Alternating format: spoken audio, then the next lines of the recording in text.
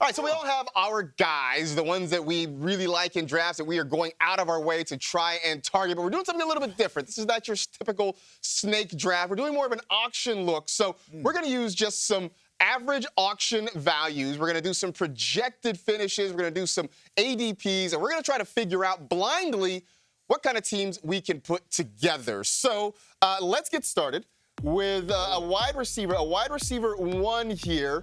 And we have two average values, $65 and $67. Wide receiver 4 projected rank. Wide receiver 3, you can see it all there. Wide receiver 5 and 4, the ADP. I'm going to go first because that's what it says in the rundown. So of those two, I just feel like everything's so close. If I can save $2, I'm going to take player A over here for $65. I feel like this is a trap. This is what I'm going to reveal it. All right, so Justin Jefferson. All right, so that's player A here. I know we were worried about the Vikings because of the Sam Darnold issue in the quarterback situation. Justin Jefferson doesn't worry me because he's still going to get a ton of targets in this offense. He's still incredibly talented. He's sort of the one guy in this offense I think remains sort of status quo. So I'm okay with taking him right there. No, I'm pretty good with that. How about player B? Let's unveil player B. I will be ending up with, and it's Ja'Marr Chase, which is going to be amazing if you're not playing the first 3 weeks of the season. I don't know. I don't know what the situation is going to be with Ja'Marr Chase. We saw earlier this week, Zach Taylor had to walk back some comments about his availability. This is just one of those situations, and again, I would not go at the price. I think because Justin Jefferson and Ja'Marr Chase were going at a very similar price, I think I would feel better about Justin Jefferson. I don't know. It's one of those things, too, like week 8, it's probably not going to matter, and Ja'Marr Chase is going to be back. But whenever you start off the season with a bunch of holdouts, it just kind of permeates through the entirety of the year. One, I didn't expect we'd have LSU on LSU crime to start this thing. Also, the way I tend to operate in auctions is guys like Jefferson and Chase, I will nominate them. I wouldn't even bid on them. Yeah. I wouldn't bid. I just nominate them and let somebody else spend all their money. So next up, we had an RB1 here. One player A for $47, player B for $51. Projected player A to be the RB11 and the ADP of RB8. Player B, the projected rank of RB7 and ADP of RB6. So you get the first crack at this, Ryan. Oh, God. I feel like this is going to end up being Kyron Williams, but I'll go with player B. All right. Hit me with player B. Player B. Let's see who it is. It's going to be. It's Jahmyr Gibbs. Oh. I feel really good about this one. I think that last year he established himself at the end of the season. Obviously, there was a little bit of David Montgomery was not playing as much, but I think Jahmyr Gibbs, for this price, I'm pretty fair with it. I almost got him in a traditional draft the other day. I'm in. All right, player A? Let's see who player A is. Derrick Henry. Ooh. You know what? I think for the price, I think the prices are right on those because I don't know that I would pay quite as much for Henry just because, yes, he doesn't catch the football, but he does so many other things well. I have probably chosen to draft Henry over Gibbs a little bit more just because there's less competition in the backfield. There is no, there's not going to be a David Montgomery type in Baltimore to take those opportunities away from him, and he's going to get more touchdown upside, I think. I'm worried about Mark Andrews. Yeah, I think taking away a lot of touchdowns. All right, so next up, we need a good flex option here. So this is sort of Joker's wild, right? Because it could be a wide receiver, it could be a running back, maybe even a tight end.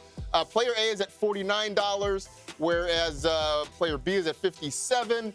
The ranks and the ADP sort of flip-flop for each. So I'm going to go.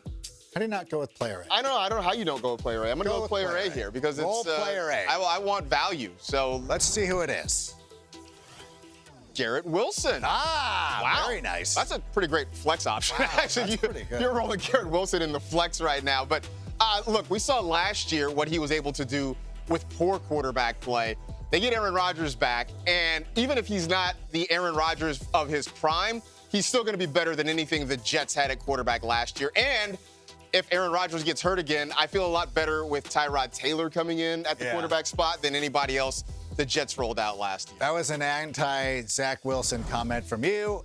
Player B. Oh, baby. I love Saquon Barkley this year. I think Saquon Barkley is such a great option. last season, if you think back to Jalen Hurts, and he had a wonderful year, 15 rushing touchdowns, but we have to remember, DeAndre Swift got tackled on the 1-yard line 6 times last year, and every time they went to the brotherly shove.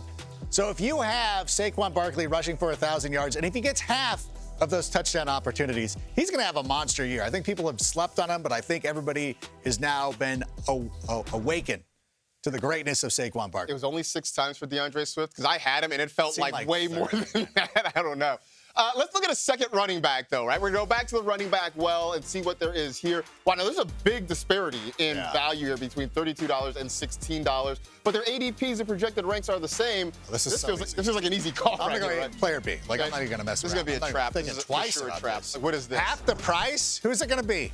Isaiah Pacheco? Josh Jacobs. Oh, you got me. You got me. I knew I was being set up every time. I'm not taking Josh Jacobs. You can't make me do it. Let me tell you, like, you guys, you think Matt LaFleur is some great coach. He was the guy that looked at Derrick Henry and Dion Lewis and said, you know what? These guys should split carries. That's what I'm going to do. When Marshawn Lloyd ends up running for more yards than Josh Jacobs, remember what I said. So A is Rashad White. This was worse. I know, like that's a steep price. I don't know that I would bid $32 for Rashad White. There's just so much change there in Tampa. Dave Canales is gone. They've got Liam Cohen. They got a new running scheme. There's just so much that I'm not sure about in this offense. I think I'd rather have Josh Jacobs, and certainly if that's the value, if it's $16 versus $32, I think Josh Jacobs is the winner there. Well, if you're sitting there, considering Oasis is getting back together, so any team that has a Liam, probably going to do pretty good this There you go. I've now changed my prediction. There we go. Let's go to a wide receiver 2 here, and the value is pretty much the same. The ADP is the same. You know what? I think I'm going to spend up here. I'm going to go player B. I'm going to spend the extra $2 and get player B here. Let's see who it is. And, I love this. I am all in on this because I think Drake London's going to have a fantastic year. I think he's going to be a top 10 receiver unless something goes really sideways there in Atlanta. We've already said that we love Kyle Pitts. We love Drake London. We love that Kirk Cousins is there. So I'm cool with it. So let's see who player A is. We're going to have some words about Drake London later on in the show. Okay. Chris Olave, though. Man, I love the change at the offensive coordinator for the New Orleans Saints. I'm in on Chris Olave. There's going to be a guy on the hype train who's going to be coming in. I don't know if you can roll that hype train coming up next animation. If not, don't worry. It's week 1 for a lot of us. But here's the thing. Chris Olave is a great option. There it is. All right, so we're looking at a quarterback right now. We have not done the quarterback position. So the values are going to be the same, the projected ranks. So everything's pretty much the same. So have fun. Same price. I'll take the QB5 instead of the QB. Like, what do we? I don't know. I don't know what you want. I'm being set up again. I'm sure of it. All right. I get to talk about Anthony Richardson again. Yeah, this is one of the things in auctions. If there was I don't believe you're going to get him for $6. I feel like he's going to get bid up at some point. Just make sure that if you draft Anthony Richardson, I'm not predicting injuries or anything like that. Make sure you have a solid backup, somebody like Kirk Cousins or Jared Goff that will give you some consistency. All right, so who is A? CJ Stroud. Again, oh my God. Probably not getting these guys for $6. If you do, I'm glad we get to see the names when we're picking. If you do, that's an absolute steal because both these guys are going to go for way over that. But look, I missed out on Richardson. I get CJ Stroud. I'm cool with that too. All right, so let's go to the tight end position. And again, the value's $5 for each of them. One's projected at 5, one's at 7. I'm gonna take the tight end 5 if they're both the same. I know who 7's got. So I'm gonna take player A here, and let's see. It's gonna be Sam Laporta, right? No, it's George Kittle. George Kittle. You know what? That's fine. You know what? Especially early in the season, if Brandon Ayuk's not around, maybe there's more for George Kittle. The issue with Kittle for me is just that there are spike weeks, and then there are some weeks where they just don't need to use him at all. But on the whole, he's going to be fine. He's like so good as an all-around player. I knew this was going to be Kyle Pitts. I knew because I knew he was projected as the tight end 7. I've said it a lot of times on this show, especially this week. Kyle Pitts does not scare me. It's a new offensive coordinator, a new coach, a new quarterback. Everything that you know about Kyle Pitts, throw it away. It's a brand new season. All right, here are our teams that we put together. Let's see. All right, so they're right here. Oh my gosh, they did this on the fly. This is very quick. You know what? I'm okay. I would have picked Josh Jacobs probably over Rashad White given the two options. I got a guy right on the there. hype train that I would have picked over both of these. I'd rather have. And I might have taken Pitts over Kittle. But other than that, I'm cool with my team. If I had Gibbs and Saquon Barkley on a team with Anthony Richardson, I'd feel really good about it.